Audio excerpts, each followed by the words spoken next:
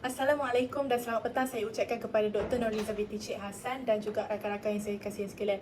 Jadi saya dan ahli kumpulan saya pada hari ini akan membentangkan satu topik yang cukup kritikal, iaitu topik 11 yang bertajuk Discipline Problems Among the Malaysian Youth, Factor Influence Student in Criminal, and then the Discipline Data Statistic. Jadi berdasarkan topik ini, kumpulan saya akan mengupaskan dengan lebih lanjut mengenai masalah disiplin yang berlaku dalam kalangan belia di Malaysia. Seterusnya, faktor yang akan mempengaruhi student tersebut untuk terdedah kepada jenayah, dan juga kami akan memaparkan sedikit data statistik disiplin yang berlaku dalam kalangan jenayah di sekolah. Ahli kumpulan saya terdiri daripada 3 orang, iaitu Nur Fatih Inani, Siti Balkis dan juga saya sendiri, iaitu Siti Karunisa. Okey, ini adalah beberapa isi kandungan yang bakal kami cover dalam sesi pembentangan kami pada hari ini. Okey, sesi pembentangan kami bermula daripada pengenalan, iaitu kami akan memperkenalkan beberapa istilah dan juga definisi yang terlibat daripada tajuk ini sendiri. Kemudian kami akan beralih kepada kategori salah laku yang berlaku di sekolah dan juga beberapa senario jenayah yang sering kerap yang acap kali berlaku di sekolah. Kemudian kami akan memaparkan beberapa data statistik yang kami perolehi daripada jurnal dan juga artikel-artikel yang lepas. Dan seterusnya kami akan mengupas dengan lebih lanjut mengenai faktor yang mempengaruhi jenayah serta usaha yang boleh kita lakukan dalam menangani isu jenayah dalam kalangan pelajar ini sendiri. Dan akhir sekali kami akan membuat kesimpulan mengenai keseluruhan pembentangan kami pada hari ini. Sebelum kita faham dengan lebih lanjut mengenai statistik senario jenayah yang berlaku di Malaysia dalam kalangan pelajar, eloklah kita faham terlebih dahulu beberapa istilah yang terlibat dalam topik ini sendiri. Jadi saya mulakan dengan istilah disiplin. Okey, disiplin ni konsep dia sangat luas, di mana terdapat pelbagai perkataan, terdapat pelbagai definisi yang dapat takrifkan apa itu disiplin sebenarnya. Jadi di sini saya pilih 3 pendapat dan juga 3 definisi yang dapat huraikan apa itu disiplin. Okey, yang pertama adalah daripada Kamus Dewan edisi keempat, iaitu disiplin ini dapat ditakrifkan sebagai latihan, pemikiran dan juga kelakuan supaya boleh mengawal diri sendiri dan patuh pada tata tertib.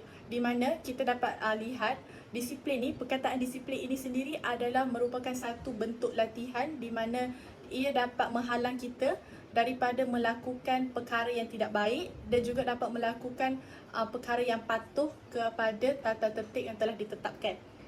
Okey, bagi definisi kedua, definisi kedua ini adalah daripada ahli falsafah Perancis, iaitu Michael Foucault, iaitu beliau berpendapat bahawa disiplin ini adalah satu bentuk di mana pengawasan dan juga membiasakan amalan yang dikehendaki, di mana beliau berpendapat bahawa disiplin ini adalah merupakan pengawasan, iaitu pengawasan di mana bagi seseorang itu untuk tidak melakukan perkara-perkara yang tidak baik, dan juga pengawasan itu sendiri yang akan menjadikan satu tabiat di mana seseorang itu akan membiasakan amalan itu kepada jalan yang dikehendaki, iaitu kepada salah satu tata tertib yang telah dikehendaki oleh masyarakat dan juga komuniti.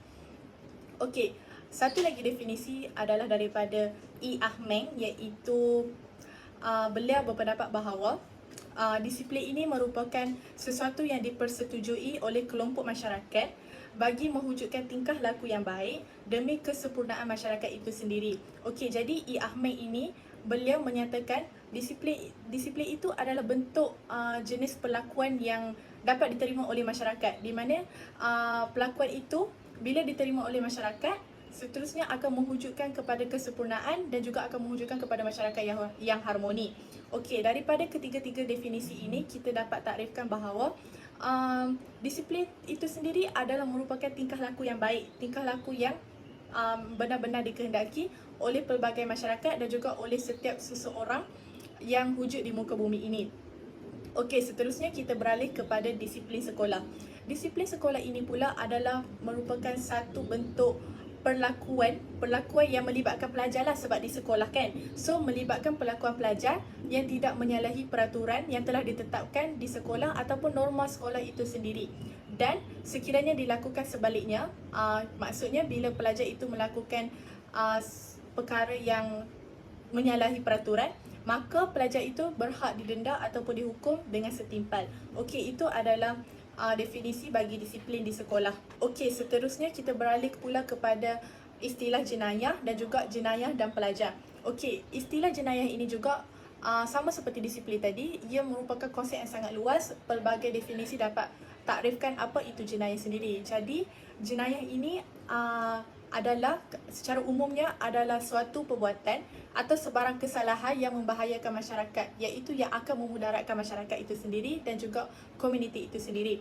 Okey, menurut Gan Koh Meng pada tahun 2007 dalam artikelnya, beliau menyatakan jenayah ini merupakan salah satu kesalahan yang dilakukan oleh seseorang dengan niat hendak melakukan kesalahan itu. Jadi kita dapat lihat di sini, jenayah ini adalah salah satu bentuk perilaku yang tidak baik di mana orang itu membuat jenayah ini dengan dalam keadaan yang sedar, dalam keadaan seseorang itu mempunyai niat untuk melakukan jenayah itu.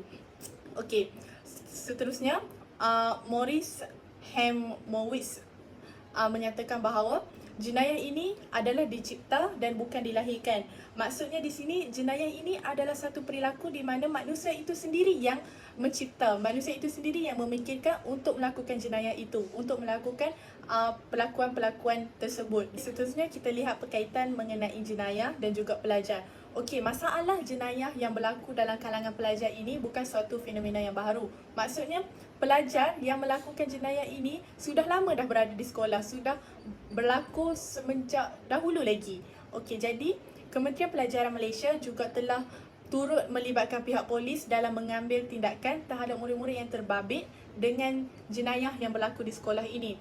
Tapi kenapa pelajar ini diorang melakukan juga jenayah walaupun diorang tahu jenayah tu adalah merupakan perkara yang tidak baik. Okey, ini secara umumnya pelajar yang berada di sekolah memang pintar, tetapi mereka kurang matang dalam memahami kesan dan juga implikasi terhadap pelakuan jenayah yang mereka lakukan. Okey, seterusnya kita dapat lihat kepada kategori salah laku yang terdapat di sekolah. Okey, kategori salah laku yang terdapat di sekolah dapat dibahagikan kepada 3, iaitu yang pertama adalah kesalahan ringan, kedua adalah kesalahan berat dan yang ketiga adalah kesalahan amat berat. Okey, kita lihat satu persatu kategori-kategori ini. Okey, bagi kategori yang pertama adalah kategori kesalahan ringan. Okey, kategori kesalahan ringan ini adalah kesalahan yang dilakukan oleh pelajar di mana dari segi kesalahan dari segi masa dan juga kekemasan diri. Okey, antara contoh kesalahan ringan ini adalah seperti datang lewat ke sekolah, berambut panjang dan juga pakaian yang melanggar tata cara pakaian seragam di sekolah. Okey, bagi kategori yang kedua iaitu kategori kesalahan berat. Okey, kategori kesalahan berat ini adalah kesalahan yang dilakukan oleh pelajar yang dapat mengganggu ketenteraman sekolah itu tersendiri. Okey, antara contoh kesalahan berat ini adalah ponteng sekolah, bercakap bohong, mencuri, memeras ugut, membuli dan juga bergaduh. Okey, bagi kategori yang ketiga iaitu kategori kesalahan amat berat. Okey, kesalahan amat berat ini adalah salah satu kesalahan yang dilakukan oleh pelajar di mana kesalahan ini dapat memudaratkan pelajar itu tersendiri, orang di sekelilingnya dan juga pihak sekolah. Okey, antara contoh kesalahan amat berat ini adalah seperti membawa, memiliki dan menyalahgunakan dadah, minuman keras dan juga senjata berbahaya. Seterusnya, percakapan dan juga membawa atau melihat bahan lucah serta mencabut kehormatan merupakan salah satu kesalahan amat berat yang berlaku di sekolah. Seterusnya, kita beralih kepada senario jenayah yang kerap berlaku di sekolah. Okey, bagi senario jenayah ini saya akan menceritakan 4 jenayah utama yang kerap berlaku di sekolah, termasuklah buli, rogol, dadah dan juga ponteng sekolah. Okey, saya akan memulakan mengenai jenayah buli dahulu. Okey, kes buli membawa maksud kepada masalah yang meliputi kepada kegiatan seperti memeras ugut, menghina, menumbuk dan memaki yang dilakukan oleh seseorang terhadap mangsanya. Okey, buli ini juga dapat dikategorikan iaitu buli ini merupakan salah satu salah laku yang dilakukan sama ada berbentuk fizikal dan juga psikologikal. Okey, Kemudian membuli ini adalah sebenarnya salah satu cara untuk pelajar itu menghilangkan rasa bosan mereka di sekolah. Disebabkan itulah buli ini kerap sangat berlaku di sekolah. Okey, selain daripada itu, buli ini juga kerap berlaku di sekolah adalah kerana pembuli ingin menunjukkan bahawa mereka itu lebih kuat daripada pelajar yang lain dan lebih berkuasa berbanding mangsa-mangsa yang dipilih oleh pembuli itu untuk kepuasan pembuli itu sendiri. Okey, masih lagi dalam senario jenayah buli. Di mana petikan ini saya ambil daripada jurnal iaitu International Journal of Humanities, Management and Social Science Volume 2 tahun 2019. Di mana di dalam jurnal ini ia menceritakan beberapa konsep mengenai buli, tujuan buli itu tersendiri dan juga kesan daripada buli itu tersendiri. Okey, kita lihat kepada konsep buli itu sendiri. Konsep buli di dalam petikan ini adalah menyatakan konsep buli boleh dilihat kepada beberapa elemen yang terdapat dalam bentuk tingkah laku buli seperti pembuli, mangsa buli, tujuan dan kesan tingkah laku buli. Okey, pembuli ini adalah pelajar lah. Pembuli dan juga mangsa buli ini adalah pelajar. Namun, pembuli ini adalah seseorang yang melakukan tingkah laku buli kepada mangsa buli itu tersendiri. Lumrahnya, pembuli ini adalah mereka yang lebih kuat ataupun lebih tua berbanding mangsa itu tersendiri. Dan juga kebiasaannya, pembuli ini adalah lebih berkemampuan untuk melakukan tingkah laku buli itu. Okey. Dan mangsa buli ini pula adalah terdiri daripada mereka yang lebih muda daripada pembuli itu ataupun mangsa buli ini terdiri daripada mereka yang secara berseorangan, yang tiada kawan. Okey. Kemudian kita beralih kepada tujuan membuli. Okey, tujuan membuli itu adalah pembuli ini, seperti saya cakap sebentar tadi, pembuli ini ingin menunjukkan bahawa mereka itu lebih kuat atau lebih berkuasa dibandingkan dengan mangsa buli. Okey, pembuli ini juga akan merasa puas apabila mereka melakukan buli terhadap orang lain. Dan semakin masa yang diorang pilih itu lebih berasa takut, semakin tinggilah diorang punya tahap kepuasan dalam melakukan buli itu sendiri. Okey, seterusnya adalah kesan bagi pembuli. Kesan bagi pembuli ini, pembuli itu akan merasa lebih kuat dan juga berkuasa serta merasa puas apabila melihat mangsa buli itu merasa takut dengan mereka dan serta akur dengan kekuatan dan juga kuasa yang ada pada pembuli itu. Namun, kesan yang tidak baik akan berlaku kepada mangsa buli itu, di mana kesan kepada mangsa buli adalah seperti kecederaan, kecacatan dan juga kegelisahan yang ada pada mangsa buli itu. Kemudian kesan ini juga akan meninggalkan kesan sepanjang hidup mangsa dan juga sesetengah kes buli ini akan menyebabkan kepada kematian. Senario jenayah yang kedua adalah jenayah rogol. Okey. Kes rogol adalah hubungan seksual yang dilakukan oleh seseorang tanpa persetujuan pihak kedua dan berlaku disebabkan oleh budaya rogol. Jadi, apa pula budaya rogol ini? Budaya rogol ini adalah satu budaya di mana masyarakat atau persekitaran komuniti itu yang menormalisasikan ataupun meremehkan isu serangan seksual, di mana di dalam satu komuniti itu mereka menganggap bahawa budaya rogol ini adalah budaya yang biasa berlaku, budaya kerap berlaku, di mana budaya ini tidak perlu dibimbangkan sama sekali. Ahli sosiologi juga telah menetapkan budaya rogol ini kepada 4 komponen utama, iaitu tingkah laku dan tindakan, cara kita memikirkan tentang seks dan rogol. Yang ketiga adalah cara kita membincangkan tentang seks dan rogol. Dan yang terakhir sekali adalah budaya berkaitan seks dan juga serangan seksual. Beralih pula kepada senario jenayah yang ketiga, iaitu jenayah mengenai dadah. Okey. Takrifan dadah itu tersendiri menurut agensi dadah kebangsaan, dadah merupakan salah satu istilah khas kepada sejenis bahan yang akan mendatangkan kemudaratan kepada kesihatan seseorang. Okey. Jenayah dadah ini berlaku disebabkan oleh rasa ingin tahu pelajar yang gemar untuk mencuba benda baharu. Sebagai contoh, pelajar ini terdedah apa itu bahayanya dadah dan apa dadah dapat memberi kesan kepada pelajar. Namun, mereka ingin mencuba, ingin merasa apa sebenarnya yang tidak baik dadah ni. Jadi, mereka mencuba sekali, 2 kali dan akan menyebabkan ketagihan. Kesannya, bila pelajar ini terlalu mengambil dadah secara berlebihan, perkembangan fizikal remaja ataupun pelajar itu akan terjejas dan pelajar itu akan mengalami anorexia nervosa, di mana satu keadaan yang tidak mempunyai selera makan dan mempunyai tubuh badan yang sangat kurus. Okey, seterusnya, laporan pendidikan pencegahan dadah dalam KBSM pada tahun 1995 telah menyatakan bahawa pengambilan dadah dalam kalangan pelajar ini telah mula dikesan pada awal tahun 1970-an. Maksudnya sekarang pelajar ini memang dah lama dah ambil dadah, cumanya masalah ini tidak pernah selesai disebabkan beberapa faktor yang akan rakan saya bincangkan sebentar lagi. Senario jenayah yang terakhir iaitu jenayah pontes sekolah. Okey, pontes sekolah ini dapat ditarifkan ataupun dapat dirujuk kepada tindakan seseorang pelajar yang tidak mengikuti sesuatu pelajaran pada waktu sepatutnya pelajar itu wajib mengikuti di bilik raja. Okey, masalah pontes sekolah ini sering berlaku kerana pelajar berasa bosan dalam PDP di sekolah ataupun PDP yang dilakukan oleh guru itu. Okey, mereka yang terlibat dalam pontes sekolah ini adalah daripada kalangan pelajar yang tidak mempunyai hubungan yang baik dengan guru dan juga rakan-rakan, iaitu mereka selalu disisihkan dan dipulaukan oleh rakan-rakan yang kaya atau bijak. Okey,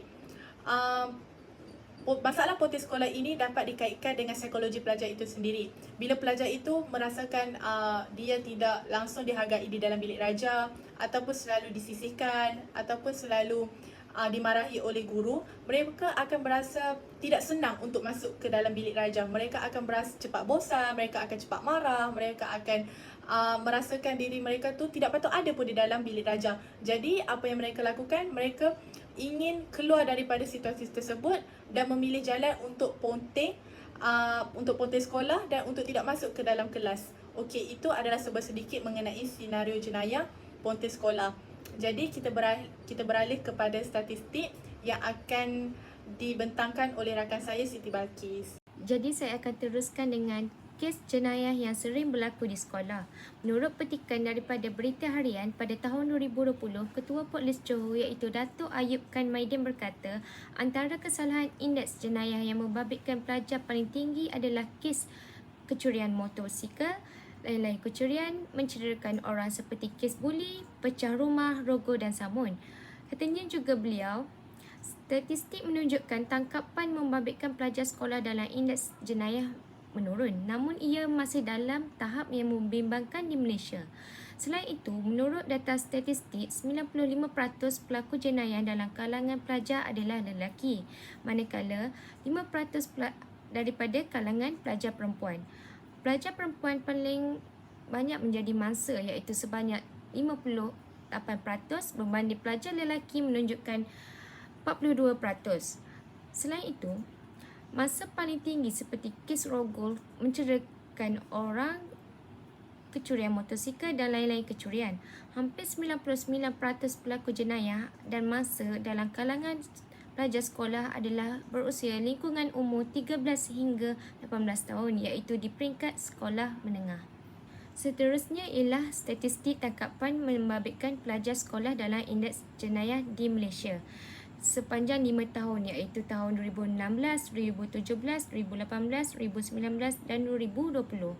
Pada 2018 merupakan tahun paling tinggi tangkapan iaitu sebanyak 1,200, manakala pada tahun 2017 merupakan tahun paling sedikit tangkapan iaitu sebanyak 200 tangkapan. Jadi saya akan teruskan dengan statistik bagi kes kecurian. Kes kecurian, pergaduhan rogol dan pecah rumah merupakan antara kes yang paling tinggi dicatat melibatkan pelajar sekolah di Johor. Kes kecurian yang sering berlaku di sekolah antaranya ialah kes kecurian komputer riba sekolah, kecurian di bilik guru, kecurian di koperasi sekolah atau di dalam bilik darjah. Yang kita lihat bagi data statistik kes-kes jenayah dan jumlah tangkapan, kes kecurian seperti curi kenderaan, samu malam, curi harta, lain-lain curi adalah paling tinggi berbanding dengan kes jenayah yang lain. Bagi kes curian akan disiasat mengikut Seksyen 3 180 Kanun Kesesakan iaitu curi dalam bangunan yang membawa hukuman penjara sehingga 10 tahun dan didenda jika disabitkan kesalahan. Seperti yang saya tunjuk iaitu satu berita daripada Berita Harian mengenai 7 pelajar sekolah ditahan kerana kes kecurian komputer riba di sekolah. Bagi kes buli pula, menurut kajian oleh Azizi 2018, didapati tahap pelakuan buli di kalangan pelajar sekolah menengah dan sekolah rendah di 4 buah negeri Johor, Melaka, Negeri Sembilan dan Selangor secara keseluruhannya berada pada tahap rendah. Namun, seperti kita dapat lihat, pada jadual 3, indeks pelakuan buli sekolah dan tahap pelakuan buli di kalangan pelajar sekolah. Secara keseluruhannya, indeks pelakuan buli adalah pada tahap yang rendah. Namun, kita dapat lihat perbezaan indeks pelakuan buli di peringkat sekolah. Kita dapat lihat sekolah rendah berlaku kes buli adalah lebih tinggi berbanding di sekolah menengah. Manakala berbanding di lokasi sekolah, sekolah luar bandar mengalami lebih banyak kes buli berbanding sekolah di bandar. Manakala pelakuan berbanding jantina, kes buli antara pelajar lelaki adalah lebih tinggi berbanding pelajar perempuan. Dan yang seterusnya iaitu kes rogol dan remaja hamil anak luar nikah. Berdasarkan gambar di atas, statistik remaja hamil luar nikah semakin berkurangan daripada tahun 2014 hingga pada tahun 2018. Namun, ia tetap membimbangkan kerana secara purata dianggarkan 300 kes sebulan berlaku di Malaysia. Ini bermakna dalam satu hari berlakunya 10 kes remaja hamil anak luar nikah.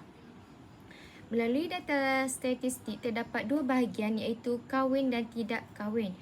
Remaja hamil anak luar nikah tidak berkahwin adalah lebih tinggi berbanding yang berkahwin. Manakala berbandingan antara tidak berkahwin bersekolah dan tidak bersekolah ini adalah lebih tinggi berbanding yang bersekolah. Ini bermakna menurut kajian apabila remaja bersekolah ia lebih peka akan isu kehamilan luar nikah. Ini bermaksud pelajar yang bersekolah mungkin lebih pandai menjaga diri berbanding tidak sekolah. Menurut kajian, antara 5 negara di Malaysia yang mencatat jumlah kes remaja hamil luar nikah yang paling tinggi iaitu Sabah, diikuti dengan Sarawak, Selangor, Johor dan Pahang bagi tahun 2016. Okey, seterusnya iaitu kes rogol. Menurut Timbalan Menteri Pembangunan Wanita, Keluarga dan Masyarakat, Hannah Hioh berkata, daripada tahun 2012 hingga 2016, sebanyak 79,302 kes remaja perempuan hamil bawah 18 tahun telah dilaporkan yang dipetik melalui akhbar Astro Awani. Manakala, Ketua Polis Kelantan juga iaitu Datuk Syafiee Mahmad berkata 100 individu terlibat kes rogol dan sumbang maram dengan peningkatan sebanyak 19% berbanding 2018 yang merekodkan 84 individu yang ditahan akibat kes rogol. Dan juga menurut Ketua Polis Pulau Pinang iaitu Datuk T. Narin Sagaran berkata remaja berusia antara 13 dan 15 tahun merupakan golongan yang paling ramai menjadi mangsa rogol iaitu sebanyak 264 kes atau 57% daripada keseluruhan pada tempoh 2020 bagi kes dadah. Menurut data statistik menunjukkan jumlah penyalahan guna dan penagih dadah serta bahan mengikut tahap pendidikan bagi tahun 2018 sehingga 2020. Rekod bagi tahun 2020 menunjukkan penyalahan guna dan penagih dadah serta bahan yang tidak bersekolah adalah sebanyak 29.2%, manakala bagi penyalahan guna dan penagih dadah serta bahan yang mempunyai tahap pendidikan di peringkat sekolah rendah adalah sebanyak 81%, diikuti dengan 95.4% mempunyai tahap pendidikan peringkat menengah dan juga 3.3% mempunyai tahap pendidikan peringkat pengajian tertinggi seperti universiti awan atau universiti swasta. Manakala peratus perbandingan antara tahun 2019 dan tahun 2020 menunjukkan peningkatan pada kategori menengah dan peringkat pengajian tertinggi masing-masing sebanyak 5.7% dan 4.6%. Manakala peringkat sekolah rendah tidak bersekolah menunjukkan penurunan masing-masing sebanyak 10.6% dan 31%. Bagi remaja di sekolah, kebiasaan ditahan kerana terlibat dengan kes dadah yang kebiasaan kita dapat dengar iaitu seperti pil kuda, syabu atau ketum. Terusnya ialah masalah ponten sekolah. Menurut Menteri Pendidikan iaitu Datuk Seri Mahzir Khalid berkata, ia meliputi 1.4% persamaan 67,053 pelajar daripada hampir 5 juta pelajar sekolah rendah dan menengah di seluruh negara, iaitu berlaku pada tahun 2018. Seperti kita lihat pada rajah di atas, salah laku ponten sekolah berada pada tahap paling tinggi berbanding salah laku lain iaitu sebanyak 1.4%. Diikuti dengan kurang sopan, tidak petikan masa, kekemasan diri, rokok, berunsur jenayah, kenakalan, buli, berunsur keluncahan, laku musnah. Selain itu, menurut pengarah Jabatan Pendidikan Negeri Sembilan iaitu Datuk P.K. Harudin Ghazali berkata, daripada jumlah itu, kesalahan ponten sekolah mencatat bilangan tertinggi iaitu 7,709 kes, manakala baki adalah kes disiplin lain seperti tingkah laku, kurang sopan, kekemasan diri dan vandalisme, iaitu dipetik daripada Berita Harian 2019. Jadi seterusnya ialah faktor berlakunya masalah disiplin pelajar. Terdapat banyak faktor yang mendorong kepada masalah disiplin pelajar, namun di sini dapat kita lihat beberapa sahaja, iaitu yang pertama faktor diri sendiri, yang terbahagi kepada dua iaitu faktor dalaman dan juga faktor luaran. Faktor dalaman adalah faktor yang terdapat dalam diri sendiri tanpa dipengaruhi oleh apa-apa pun, manakala faktor luaran ialah pengaruh sekeliling kepada diri sendiri. Seterusnya adalah faktor ibu bapa atau keluarga, faktor media massa, faktor kerajaan, faktor rakan sebaya, faktor masyarakat dan juga faktor sekolah. Jadi bergerak kepada faktor utama iaitu faktor diri sendiri. Menurut Duke 1980 menyatakan bahawa tiap-tiap individu itu bertanggungjawab di atas perlakuan sendiri. Murid-murid berkemungkinan menjadi tidak berdisiplin kerana mengikuti kehendak-kehendak diri mereka sendiri tanpa sebarang pengaruh dari luar, iaitu apa yang dikatakan sebagai the potential influence of the student's free will. Mereka juga mungkin melanggar peraturan-peraturan di sekolah sewaktu belajar atau bermain kerana mereka tidak menyedari bahawa perbuatan mereka itu telah menyalahi peraturan. Ini adalah menjadi suatu faktor yang penting dalam hal murid-murid melakukan perbuatan yang tidak berdisiplin. Terdapat juga pelanggaran-pelanggaran peraturan yang dilakukan oleh murid-murid yang mempunyai masalah emosi. Jenis kanak-kanak ini dipanggil sebagai neurotik atau psikotik dan mengikut Despert 1965 dapat dikenali dengan gaya kelakuannya yang jahat, selalu membuat salah, melawan, ingkar, tidak dapat dibentuk dan tidak stabil. Kelemahan dari segi perkembangan mental juga boleh membawa kepada pelanggaran peraturan di sekolah. Murid-murid yang lemah belajar dan gagal berkali-kali dalam peperiksaan akan merasa kecewa dan hilang minat untuk belajar. Mengikut Rapven 1977, apabila murid-murid tidak berminat dalam sesuatu mata pelajaran yang tertentu dan guru pula tidak berusaha untuk menarik minat pelajar, murid-murid tersebut akan hilang semangat belajar dan akan melakukan apa jua yang terlintas dalam hati mereka. Pernah dikatakan oleh Pasona 2012 bahawa rumah adalah kilang yang menghasilkan peribadi manusia. Jika ibu bapa gagal memproses kanak-kanak mereka di kilang ini, iaitu di rumah, maka hasilnya ialah anak-anak yang tidak bermoral. Mengikut Ivorish 1975 pula menambah dengan mengatakan bahawa penyeliaan keluarga itu tidak cukup setakat mengenakan beberapa peraturan yang perlu diikuti saja.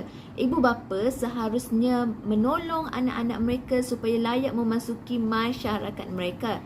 Keadaan dan suasana dalam keluarga memang boleh mempengaruhi perkembangan emosi murid-murid. Bila struktur sesuatu keluarga yang mengalami keretakan, kanak-kanak akan mengalami ketegangan emosi serta berasa tidak selamat.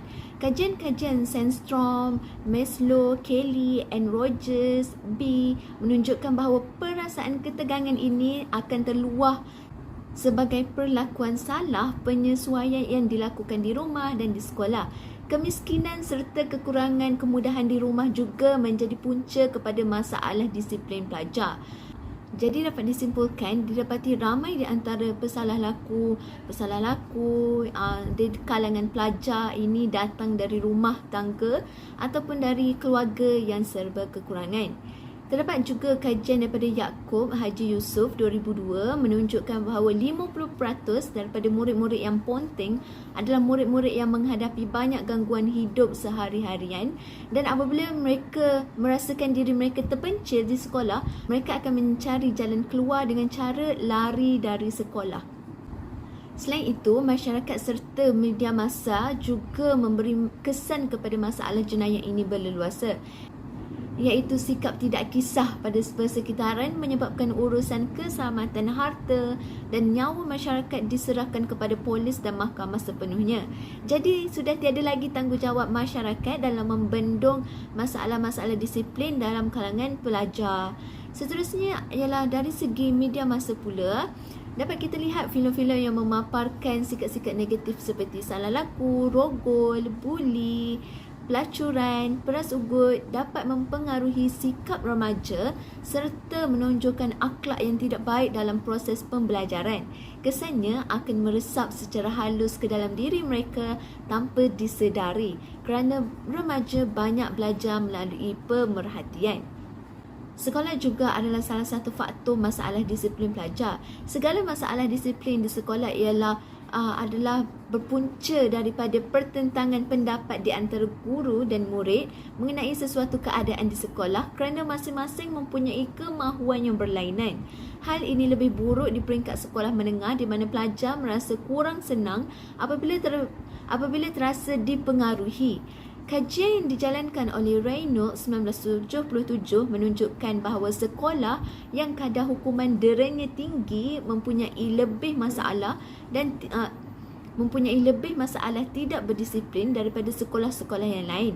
Dalam kajian Abdullah 1979 pula telah menemui sebab-sebab murid melakukan vandalism. Di antaranya ialah mahu membalas dendam kepada pihak sekolah. Mereka juga suka melihat benda-benda itu hancur, hendak menunjukkan kekuatan diri pelajar itu sendiri, dan keadaan mereka selalu terbiar tanpa pengawasan pihak guru. Selain itu ialah faktor rakan sebaya. Ahli sosiologi mengistilahkan rakan sebaya ialah sebagai kumpulan kanak-kanak ataupun kumpulan remaja yang mempunyai lingkungan umur yang sama. Kumpulan rakan sebaya ini mempunyai peranan-peranan dalam aktiviti sosial dan ia merupakan agensi tidak formal yang memberikan pengalaman yang tidak dapat diperoleh daripada keluarga dan juga di sekolah. Jadi bagi para pelajar, rakan sebaya adalah tempat mereka mencurahkan masalah dan pengganti ibu bapa, terutamanya bagi golongan yang mempunyai masalah di rumah. Di sini jelas apabila seseorang pelajar itu berinteraksi dengan rakannya. Mereka lebih gemar memilih rakan yang sebulu, mempunyai asas pengetahuan dan pemikiran yang sama, setaraf, seperti mana yang diistilahkan oleh ahli psikologi Piaget sebagai equal footing. Melalui rakan sebaya juga, mereka lebih berani bertindak kerana kumpulan mereka terdiri lebih daripada 2 orang. Akhir sekali ialah faktor kerajaan. Kelonggaran penguatkuasa undang-undang tertentu menyumbang sedikit faktor masalah disiplin. Isu menghukum pelajar bersabit kesalahan disiplin menjadi agak rumit jika pihak keluarga pelajar itu masuk campur dalam hal dalaman sekolah. Oleh itu, pelbagai usaha perlu diambil bagi membendung masalah disiplin dalam diri pelajar. Bagi ibu bapa, mereka perlu mengambil tahu akan perkembangan serta memantau anak-anak mereka. Mereka juga disarankan agar tidak memberi tekanan kepada anak-anak. Seterusnya ialah bagi guru, Guru perlu memberi sokongan moral, nasihat, motivasi dan galakan kepada pelajar, dan guru itu perlu mengambil inisiatif untuk mewujudkan hubungan yang harmoni antara guru dan pelajar. Bagi pihak sekolah pula, hukuman yang adil perlu dikenakan bagi seluruh pelajar dan tidak perlu adanya diskriminasi bagi pelajar-pelajar tertentu. PIBG juga perlu bekerjasama dalam membantu menangani masalah disiplin pelajar. Di samping itu, dapat kita lihat di skrin hadapan iaitu Sekolah Henry Geni. Penubuhan Sekolah Integriti SI dan Sekolah Henry Geni SHG adalah bagi menyediakan pendidikan secara formal di institusi penjara dengan kerjasama antara Kementerian Pendidikan Malaysia dan Jabatan Penjara Malaysia. Sekolah ini ditubuhkan sebagai sebuah institusi sekolah yang khas bagi memperbaiki akhlak penghuni yang telah terpesong ataupun yang telah membuat masalah. Sekolah ini juga menitik beratkan kepada dua bentuk latihan yang berlainan iaitu vocational dan juga akademik. Kebiasaannya, ciri-ciri pelajar di sekolah ini adalah terdiri dari sosioekonomi keluarga yang rendah, latar belakang keluarga yang pincang dan juga pelajar yang melakukan kesalahan jenayah bawah umur. Kesimpulannya, masalah disiplin yang berlaku dalam kalangan para pelajar pada hari ini tidak boleh dipandang ringan dan hendaklah dikawal oleh beberapa pihak yang terlibat. Kemudian, masalah jenayah dan juga masalah sosial yang berlaku dalam kalangan pelajar ini dapat ditandingi, tapi bukanlah mudah dan tiada jalan singkat dalam menangani isu ini dan memerlukan banyak pihak untuk berganding bahu dalam menangani masalah-masalah yang berlaku dalam kalangan pelajar ini. Kemudian, pendekatan psikologi dan juga pelaksanaan undang-undang juga dapat dilakukan bagi membantu dalam pembentukan emosi pelajar yang seimbang.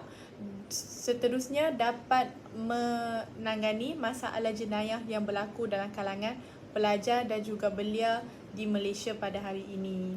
Okey, ini adalah beberapa rujukan jurnal yang dapat kami senaraikan bagi pembentangan kami pada hari ini.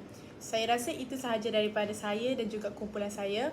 Sekian, terima kasih. Mohon maaf jika ada terkasar bahasa ataupun tersilap bicara sepanjang pembentangan ini berlangsung. Dan jika rakan-rakan mempunyai masalah dan juga persoalan, boleh menanyakan terus kepada saya ataupun rakan-rakan kumpulan saya bagi pembentangan ini.